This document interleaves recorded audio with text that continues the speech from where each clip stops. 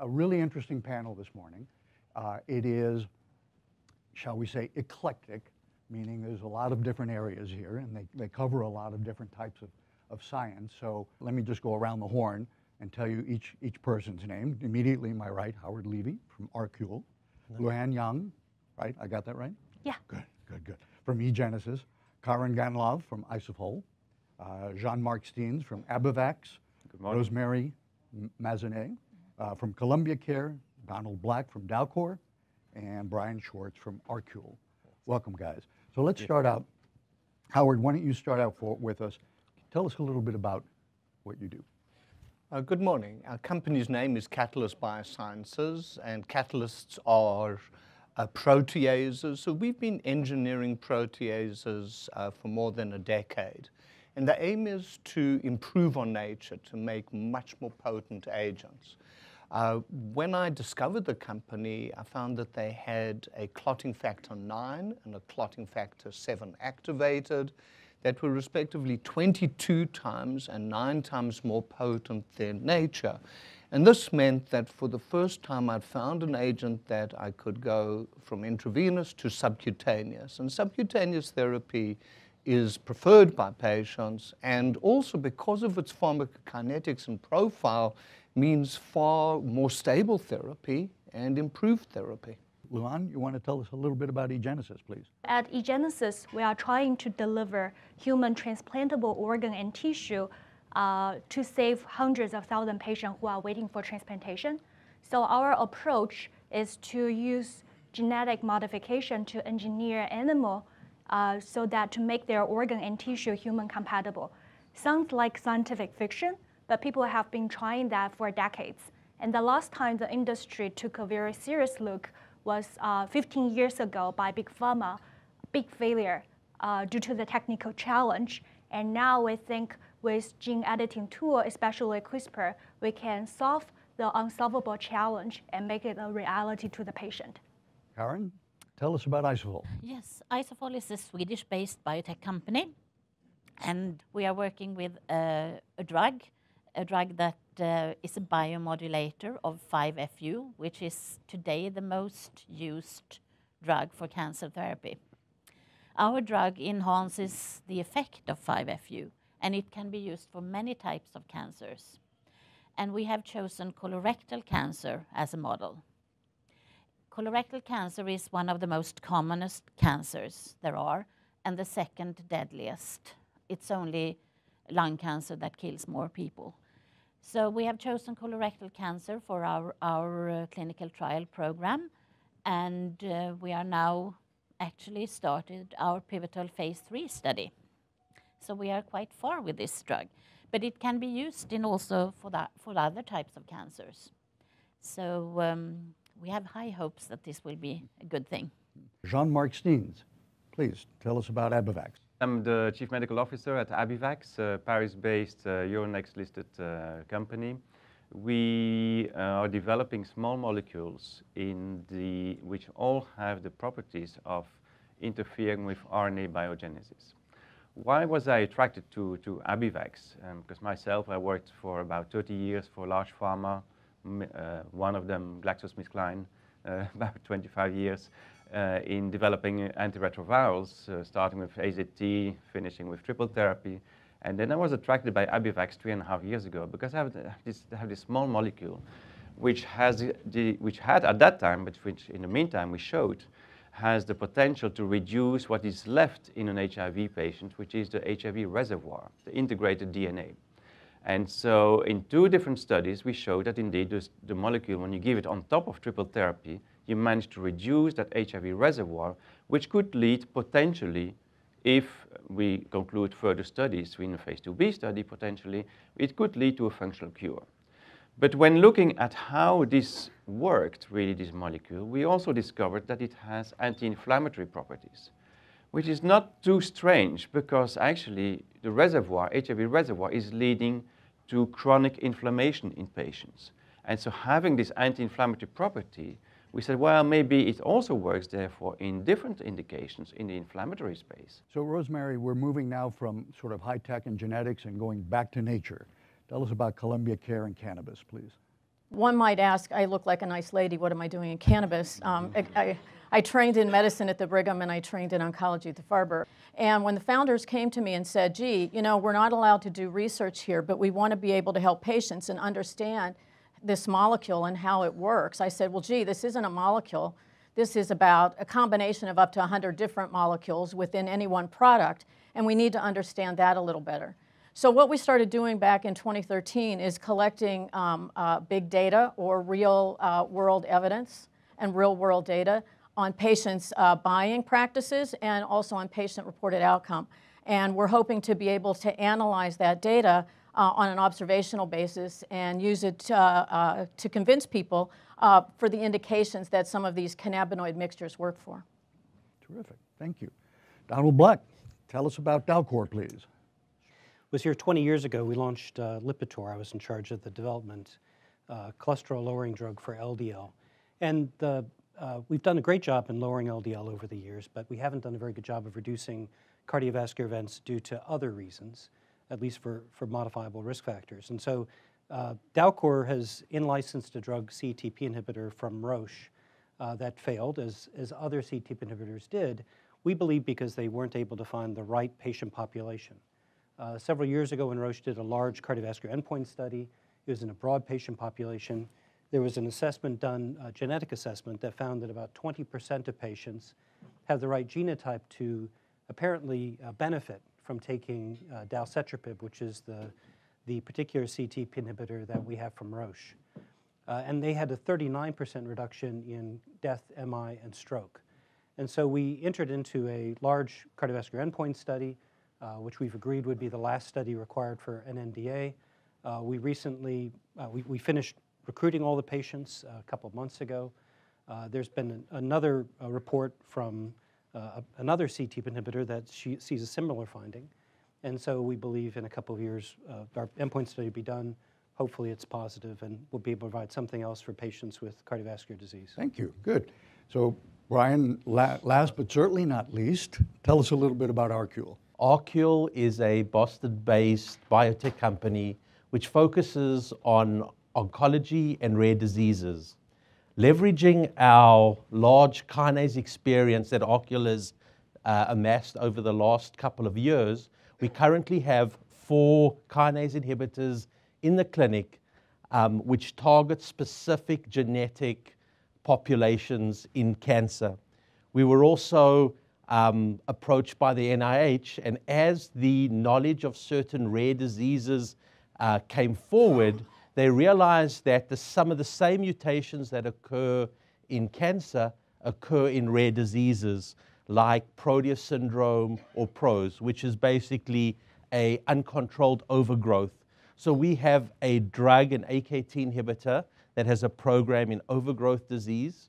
So that's the one that most probably will be in registration study this year. Tell me about overgrowth, or Proteus is more generally known as elephant man disease? Correct. So this is actually quite an interesting thing coming from the cancer side. We've known that specific mutations drive cancers for a while, and one of those mutations is either in the AKT or PI3K. So what happened, the NIH had been studying rare overgrowth diseases, and they found that you get little nests of mutations that occur really early on in embryo. And as that person grows, so those nests become huge overgrowths. Most of them are benign, but they can become huge. So patients can have huge overgrowths of muscle, fat, bone, and other organs as they grow up. We're working with Stanford University with Carlos Bustamante there, who's a population biologist, to actually understand you know, some people have very bad side effects from different cannabinoids. So, you know, we're really trying to get into this to understand who's going to benefit. And, you know, hopefully having a lot of this information in the public domain will eventually be helpful to all people, not just patients. So Max, yes. You make the point of genomic signature of a patient, but what we're really talking about is individualized medicine. And FDA says, let's go to individualized medicine until you write the trial. And then they want one dose to fit the whole population. So that is the challenge that we have. And I guess I'm lucky enough to have convinced FDA that we'll start everybody at the same low dose. and escalate to balance the coagulation system. But we use genomics well before everybody, because every time you make the diagnosis of hemophilia, you've done the gene sequencing to know exactly what that defect is for the patient. And we've done the human genome. Now the project is the Cancer Genome Atlas. But is that, I've always wondered how useful that really is, because as you said, it's going to be so different in different patients. Someone? Anyone? Make that a question. Put a question mark at the end of that. Oh my, all right. Well, we need to look for trends, right? Or similarities. Yeah. We need to subset. You know, Okay. subset, I think everybody probably has mentioned subset in their, you know, introductory comments, right? So, you know, that's what we're doing. Again, the thing I love about it, it's we're all doing the same thing. We're analyzing large data sets to try to individualize it to patient responses. We used to dose to cure, to benefit. You know, you take aspirin until your ears ring, Right. for instance. I mean, and that was sort of personalized medicine, but not a very good personalized medicine. So I think the FDA has indicated that 70 or 80% of the products they're looking at call themselves personalized medicine in some way. But what does that really mean? Is it because it's better for the elderly, better for children? You know, and I think we are seeing the different flavors of sort of individualized, personalized, you know, all sorts of different words for it. But a lot of it will be based on the fact that we can get genetics of the human and the pathology as we go forward. These are all buzzwords that we in the media tend to throw around and use a lot. Is there a difference between personalized medicine and precision medicine? No, I think it's just Same. you know, people get tired of one word and they use a different word, I think. Fair enough. The application of personalized is, or precision is personalized, right? Good.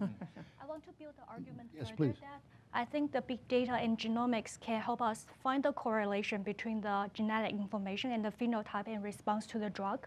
But the true causality should come from gene editing with the in vitro model or in vivo model for us to better understand the mechanism of that and develop better drug. And for cell and gene therapy, we also try to do personalized medicine, although the cost is a big issue. For example, for our cell transplant and tissue transplant, we have the opportunity to customize the MHC to make the cell and tissue and organ as good as identical twins supply. So I think that's a trend in the future. Another thread that I see through all of this is regulatory issues. How are you addressing these different things? Some of these regulatory hurdles may be larger than others for each of you. But tell me how you're addressing, and primarily, is it primarily first in the States with the FDA, or is it European medicine? Depends. I mean, we have, for the drug that we are working with, we have been working both towards FDA and EMA. And I'm actually going to Japan later this week also to discuss with them. But I mean, United States is a very, very important market, so of course FDA has to be on board. And FDA is also seen as to have an approval or have had a discussion with FDA is seen as a quality mark worldwide. But Europe is of course also important, since, and especially for a company like us that is based in Europe. But I mean, when it comes to regulator, it's not only the usual path that you, for example, couldn't follow, but it's a lot of the drugs that we are talking about here could be subject to these orphan drug programs when it is small subsets of patients that could be involved. And if you're the front runner, if we take our example in terms of decreasing HIV DNA, HIV reservoir, will it be enough to have one molecule, or will we have to combine with something else? These are all things which need to be discussed, and I think on that aspect, definitely the FDA is very proactive in putting together working groups with the input from industry, from different partners, from patients, from regulators, to see what are the endpoints which are feasible to be achieved. Because of course you can run clinical endpoint studies which will give you an outcome maybe in 5 or 10 years from now, but that's not feasible. So I think that in some areas I think we see a move from the FDA towards indeed opening up and saying, okay, how can we work together in partnership in order to make sure that we get somewhere? Because otherwise that restricts a lot of research. It is also the other side of the coin, if you will.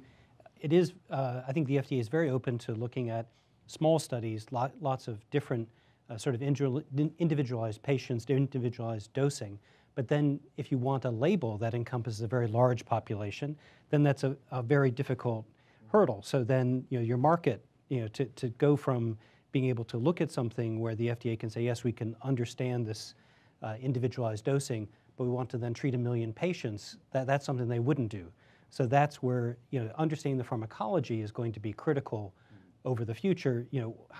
It's one thing to say this is a treatment that may benefit this individualized group, but to say, and we understand completely, how this would extrapolate to other patient populations, that's going to be the next big hurdle, I think. So first there's approval and then labeling, and Yeah. these are almost two different Right. things. But Yes. these are big populations. Once you're in the orphan space, which you said, you get the opportunity sometimes to run only one trial, and then you've treated almost all that are eligible for a research study.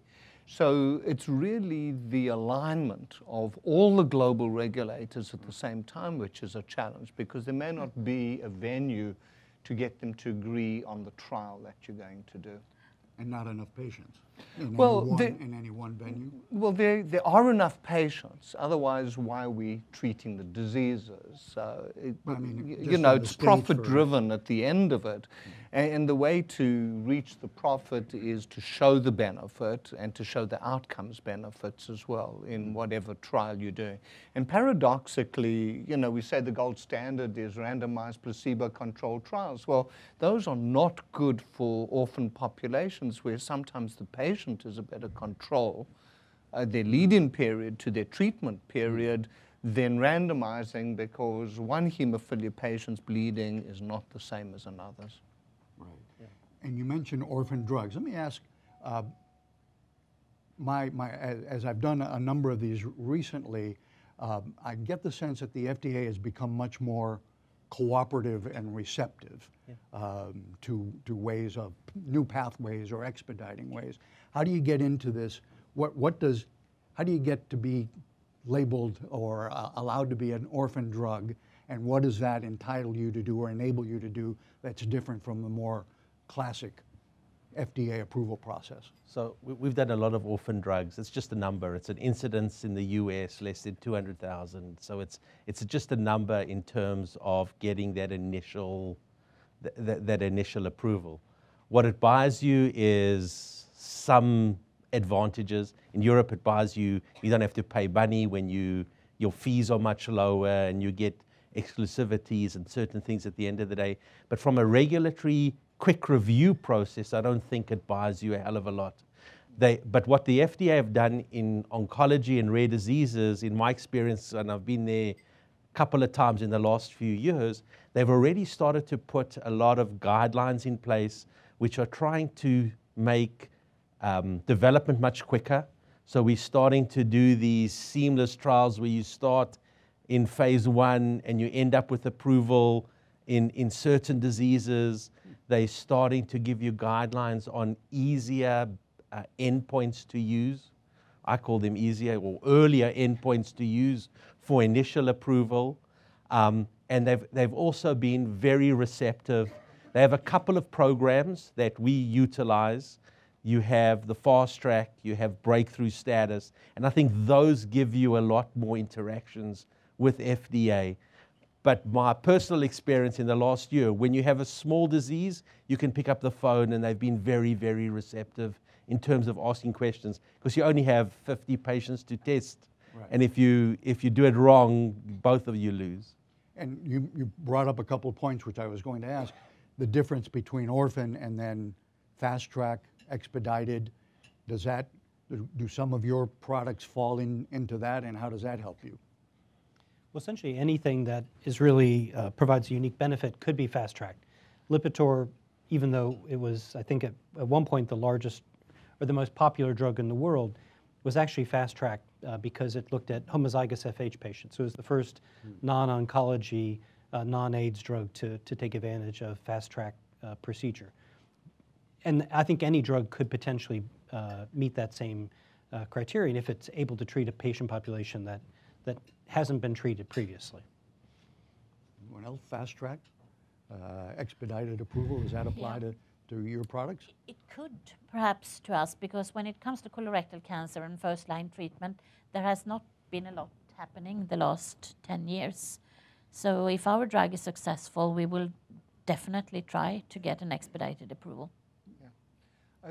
The categories are breakthrough, fast track, and this speaks to the regulatory interactions and the speed at what you move in, which is really very different from orphan designations, which just say there are few patients. But what fast track doesn't give you is marketing exclusivity at the background. So the reason orphan drugs are given this marketing exclusivity is they realize how long it takes to do the development, and they want to make sure it's a commercial success at the end. Otherwise, why do it? And that was, you guys keep leading me into the next question. This is great. Getting across the finish line to get approval, and then, which is one step, but also to have it be commercially viable, sometimes is a different animal altogether. So how do you address that as you develop drugs? Well, the better a drug, the more it offers patients and society, the more likely it is going to be paid well. FDA's US, 50% of the market, but the rest you're negotiating often with countries and governments. So the greater the benefit, they will give you the commercial return. And we do develop drugs in a for-profit environment. There are very few that have succeeded in a not for-profit environment. I think we utilize one method. So the FDA have something called a pediatric voucher or anti-infective vouchers, where you can sell that voucher on approval. So it's another way that the FDA and the US government incentivize companies to develop drugs. It's worth about $100 million now when you sell that voucher. So it covers a fair amount of the earlier costs earlier on. Can I get that voucher? You can buy it. You can buy it. You can buy it. But I just want to say something about data, because again, that's sort of what I've been talking about today. But you know, people can buy cannabis even though there's no evidence for it, but they won't for long because they're paying for it out of their own pockets. Okay, so for real patients with real diseases, there has to be some data that's put together, and that's, you know, to actually convince third-party payers that this is worth the cost, to convince physicians that this is really worth the cost. So I think that, you know, data, even for any product, even after it gets over an FDA finish line or is able to be commercialized without an FDA finish line, you know, the work doesn't stop. We still have to continue to, you know, convince physicians and convince everyone, because there are so many drugs out there now and so many compounds that, you know, keeping sort of the prize being, you know, the patient benefit, you really have to convince everyone that that's really the case over all the other things out there. And you stole my question again, which is, once you get that approval and so forth, then you have to work or negotiate for reimbursement. How difficult is that, or how just the fact that you have approval doesn't mean that these third-party payers are actually going to reimburse for that, right? Right. To Howard's point, I think, you know, that the better effect you have, the better you're going to get reimbursement, and you can start talking to the agencies very early, or at least in the U.S., you know, to educate them about the data, essentially in parallel to the FDA. Even though the FDA obviously isn't allowed to consider cost, they're looking at, you know, they're going to spend their time on something that, because they're scientists as well, they want to spend their time on something that's going to make a big difference for patients. If there's just something that's marginal, you know, it's not going to be of interest to them. It's not going to be of interest to a reimbursement authority either. Well, let me play devil's advocate there. If you've got a CAR T therapy, Novartis, for example, at $500,000, very effective, apparently, potentially looks like it might be a cure, are they going to cough up, or the third-party payer is going to cough up $500,000? You know, that's it. There's a line that there's a fuzzy line there between effectiveness and cost. There are in the, just if I may, to digress to cardiovascular, which is, but there are PCSK9 inhibitors which were perceived as very expensive compared to statins, which of course are very inexpensive now that they're generic.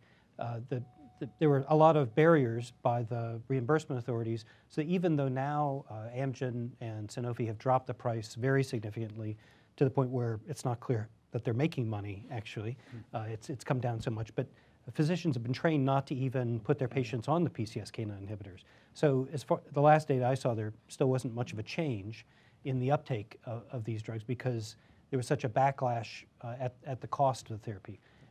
That could very well change over time, but as you said, that there's so much else out there being talked about that you really have to indicate what benefit you have. You have to price it correctly. The product coming out. You have to really understand the market before you're even there. It's obviously easier with small molecules because they tend to be cheaper and easier to take. And if you're if you can manufacture it safely and effectively, that's what people understand better.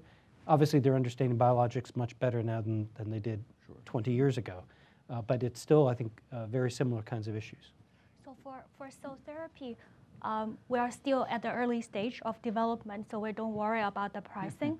But people ask us, like right now for organ, it's through donation. There's no price tag on a kidney, heart. How are we going to commercialize that? So the way we think about it is a healthcare cost. So for example, if a patient doesn't have a kidney transplant, he has to go through the dialysis. It costs the healthcare system $100,000 per year. If the organ can last long enough, that can justify the price. And if you'll allow me, one strategy it seems that would be effective here is that rather than develop something and drop it on the market, is to educate both consumers, physicians along the way as this is what we're doing and these are the benefits that might accrue to that, rather than do it and drop it all at once and say, now use us.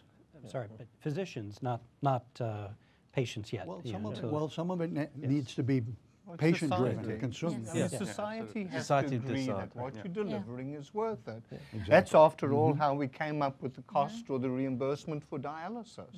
And then it was agreed that it's a societal benefit, so Medicaid picked it up. How we fund medicine in the future is important, but 1 week less war and you can fund all of medicine. We have to decide what we want. Sure, but then the next step is also making sure patients take their medicines. And in a chronic disease, it's still a major issue.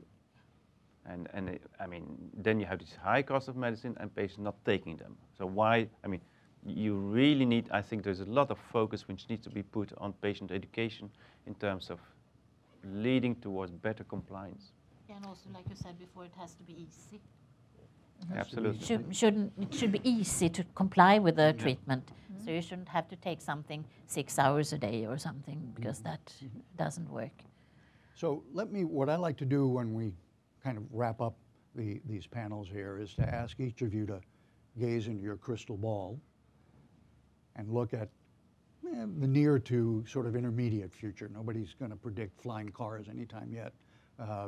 But tell me where you think your particular field in the future is and how it's going to develop. What do you see coming down the pike? Let's start with Brian. I think two things. I think the one is with the data that we're collecting now, we've got to better utilize and more cost efficiently utilize the drugs we have. Because we already have data sets suggesting certain genetics don't work with chemo. So there's a lot of things that we have to do with the current data. So I see a lot of big data driving things. New therapy, and then the current things will make kinase inhibitors a little bit better. We'll make immunotherapy a little bit better. We'll start out with potentially we'll make CAR Ts a little bit better, but the big advances will come from something new. I think what we currently have here, we're going to make small, little incremental differences, and the data is going to make them much more effective. Interesting. Go ahead. I would agree that it wasn't so long ago that we had the human genome. Now every person that graduates from Princeton does a master's or a final graduation project, and in the classes there, often they'll do individual species that they'll do the whole genome on. people are getting their genomes done now by sending in their blood to 23andMe, for instance. And so I think we will be able to get a lot more data, and we'll go back to the old studies that were done, and we'll see who responded, and I think there will be much more of this sort of precision medicine in the future. Rosemary. Well, I'm hoping that the FDA will decide that it needs to at least look at the safety of cannabis products because, you know, there are recent publications out there that a lot of what you can buy isn't what it says it is or anywhere close and actually has dangerous things in it in many states. So, you know, I think the FDA has to wake up.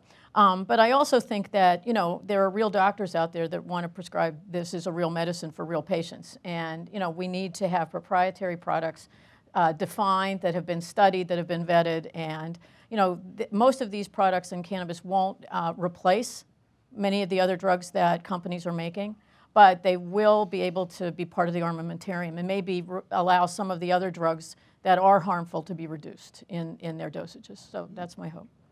Jean-Marc. Well, I think in terms of, if I take the example of HIV, is definitely not to say that the job is done. The job is not done. Triple therapy is absolutely fantastic. It's wonderful, but it's not the end of the research.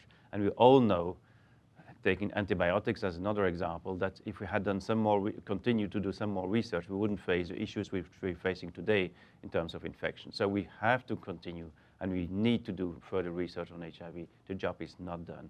The HIV reservoir is still there and is potentially leading to long-term comorbidities. In terms of inflammation, it is still a very high unmet medical need. And as a European, I'm coming to the US very often. I'm quite shocked sometimes to see the advertisements and to give you these sort of promises that some drugs, indeed, ask your doctor because you may benefit from that drug. Hang on, yes. But what they don't say is that only 2/3 will respond to that. What they don't say is that after 6 months, 50% of them will not respond anymore to, if they did respond initially.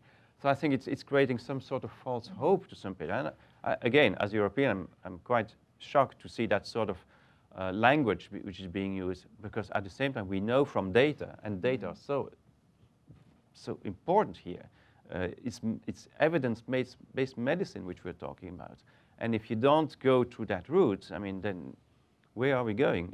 You're selling false hopes in some way. And so there's very high unmet medical need in the inflammation space. It's not solved by the fantastic progress which has been made, of course, but there is much more to do. And we hope we will be able to contribute to that, of course. Good, I hope so too. Karen? From the oncology field, that as my colleagues previously have said, of course, we are looking for new innovation that could potentially cure cancer for the future. But what we see, the crystal ball has some sort of depth. So if we look at maybe the first 10 years, we should not say that the old cytostatics are dead, because they aren't. If we look at, for example, colorectal cancer, the new immuno-oncology drugs, they work for like 5% of the patients. So the other ones we have to make better use of the cytostatics we have. We have to change the combinations. We have to add the biologic drugs, but of course continue the research. But if you look at what is presented at congresses today and a couple of weeks from here in San Francisco at the ASCO GI, there will be a lot of presentations concerning the gastrointestinal cancers, and the academic studies as of today, what they are doing right now is they are trying to optimize the treatments that are available, because the new treatments have not been proven to work. So in the near future, I see more personalized medicine also using the cytostatic drugs, but later, of course, we hope for greater innovation. And as you said, we hope to be part of this. Good, thank you. Luhan? So we want to revolutionize the way people are doing transplantation. So hopefully one day, human-to-human transplant will become unethical because we have better organ to supply. So imagine a world when the liver failure patient can be saved without waiting for another patient to die. And imagine a world or the dialysis patient doesn't have to go through the painful treatment. And imagine a world where the diabetes patient does not have to inject insulin every day because we have unlimited supply of islet for those patients. So we are still at the early stage, but that's the world we strive to create. That's a brave new world. Yes. So Max, you talked about flying cars. They exist. We call them drones, and they're doing a lot of things that we need them to. I'm not taking a ride on a drone anytime But soon. the progression of medicine for biologics, they're large molecules, so they've been infused intravenously. And the push was to make them less frequent. So instead of 3 times a week, go to weekly, every second week, monthly. But then adherence drops off, and that's the other thing. So the way to improve adherence is twofold. Make a drug where the side effect profile is so benign that it's very acceptable to the patient, and then to make the injection, moving from intravenous to subcutaneous, so that it's actually just part of life. Taking a small injection every day, as in growth hormone, as in diabetes, improves adherence. Taking a medicine every day, first thing in the morning, is the best route. Ask many women. Even when it's injectable. When it's oral.